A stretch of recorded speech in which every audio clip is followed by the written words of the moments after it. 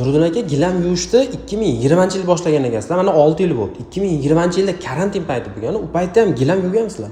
Biz rosa boshlagan paytimiz o'zi karantinga to'g'ri kelib qolgan. Lekin karantin bo'lgan bo'lsa ham odamlar ko'proq gilamini bergan. Biz o'ylaganimizdan ko'ra ko'proq bergan. Sababi biz o'ylaganmiz endi boshida misol uchun bitta, ikkita bir kunda gilam yuvamiz deb o'ylaganmiz, lekin уже podyezdlarda, mahallalarda bunaqa flyerlar tarqatib chiqamiz, lekin effekt zo'r bo'lgan.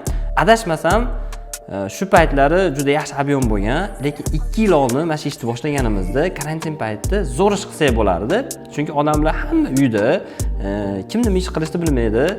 Bekarchilikdan hamma bilasiz, ovqat pishirgan, shu paytda gilamlar teskir bo'lgan, uni yuvdirish kerak bo'lgan. Odamlar 3 oy, 4 oy ichida 3 marta, 4 martalab yuvdirgan odamlar ham bo'lgan. Chunki har kuni bir xil gilamni bosib bir oyda zerikkan odamlar kirligidan. Shunaqa odamlar ham bo'lgan, tezda yuvdirib yuborgan odamlar ham bo'lgan.